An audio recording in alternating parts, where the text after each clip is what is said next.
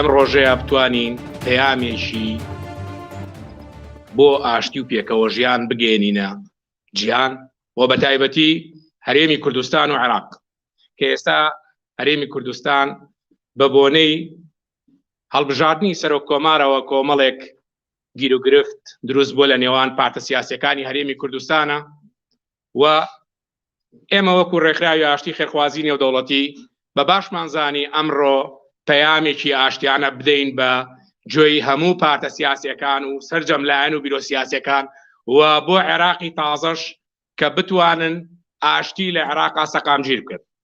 ئەمڕۆ بە بەلاغێک لەلایەن ڕێکخراوەکەمانەوە بۆ سەرجەم میدیاکان بە باشمانزانی ئەمڕۆ ئەو پەیامە بگەێنین.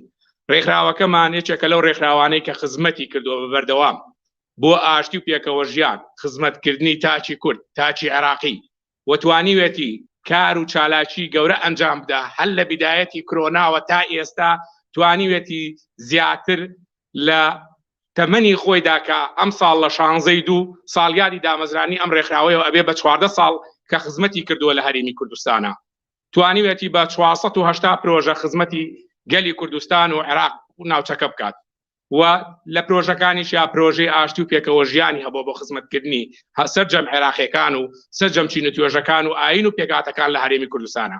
ئەم ڕۆژبارێکی سەرشانی خۆمانزانی کە پەیامێکی ئاشتیانە بین بە گوێی سەرجەم پارت و سیاسیەکانی کوردستانە تاوەکو بتوانن خزمەت بە ئاشتی و ڕەوشی هەرێمی کوردستان بکەن و ئەم شتانە وەلاوە بنێن و یەکپارچەی نێوماڵی کورد و عێراقیەکان لەبەرچاو بگرن تاوەکو بتوانین ئاشتی و سەقامگیری بۆ هەرێمی کوردستان و ناوچەکە دەستەبەر بکەین. ئێستاش کاک زیرەک پەیامەکەمانە خوێنێتەوە وەکو ڕێکخراو بە زمانی کوردی پاشان بە زمانی ئینگلیزی و عەرەبی. سڵاوتان لێ بێ دووبارە بەخێر بێ. من بەیاننامەکەتان بە زمانی کوردی بۆ دەخوێنمەوە. بەیاننامەیەک لە ڕێکخراوی ئاشتی خێرخوازی نێودەوڵەتیەوە لای گشت لاگرونە کە ئێستا عێراق و هەرێمی کوردستان بە بارودۆخێکی ئەستیار تێدەپەڕێت. ئەمەش لێکەوتەی هەوڵەکانی پێکێنانی حکوومەتی نوێی عێراقا بەو پێی کورد و لایەنە سیاسیەکانی هەرێمی کوردستان لایەنێکی سەرەکی پێکێنانی ئەم حکوومەتە نوێ دەبێت. ئێمە وێڕای ئەوەی پشتگیری خۆمان بۆ تەواوی نێرانی هەرێمی کوردستان لە بەغداد دووپات دەکەینەوە.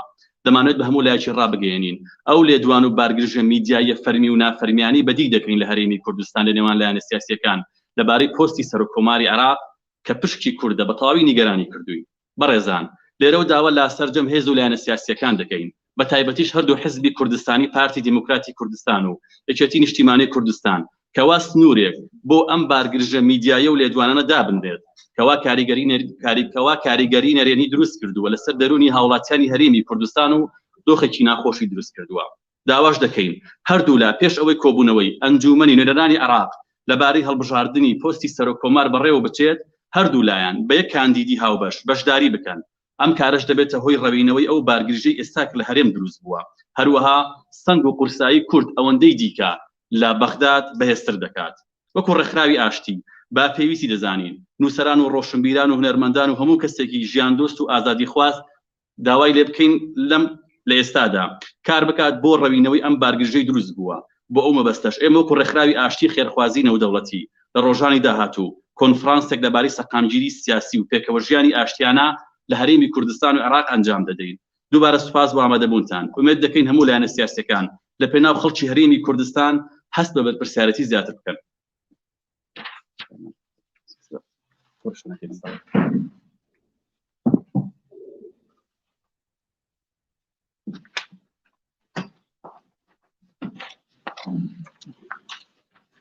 Welcome to our conference.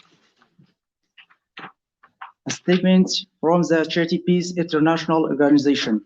It's clear to everyone that Iraq and the Kurdistan region are now going through a sensitive situation as a result of the effort to form a new Iraq government, as the Kurds will be a key party to forming this new government.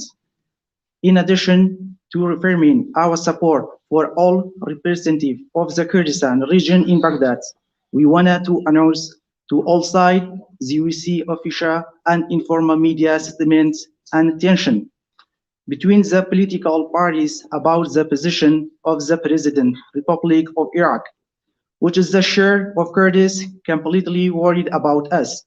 Dear sir, from here we call on the political parties particularly of both the Kurdistan Democratic Party of Kurdistan and the People's Union of Kurdistan to set limit on this media attention and statements, which had a negative impact on the psyche of the citizens of the Kurdistan region. We ask both sides to participate in the joint candidate before the meeting of the Iraq House of Representatives on the election of the president, which will remove the current tension in the region, and the way of Kurds in Baghdad will be stronger. As a peace organization, we consider it necessary for writers, intellectuals, artists, and all libraries to work to restore the tension in the current situation. And for this purpose, we as peace organization, we hold a conference on political stability in the coming days. Thank you again for presence, and we hope that all political parties will feel responsible for the sake of the people Kurdistan region. Thank you. اگر کانال عربی شیله بکات دلیر با پشتک با عربی قصتان بو کالیتی کانال عربي عربي بسم الله الرحمن الرحيم. اليوم قامت منظمة السلام الخيرية الدولية بإنشاء مؤتمر صحفي مؤتمر صحفي لخدمة السلام والتآخي بين المكونات الإقليم في إقليم كردستان، وخاصة الحزب الديمقراطي والاتحاد الوطني، على ضوء رئيس الجمهورية العراقية مستقبلا. وندعو من ندعو من الأحزاب الكردستانية أن يكون يدا واحدا لل دايلي بالنكين زور سباس.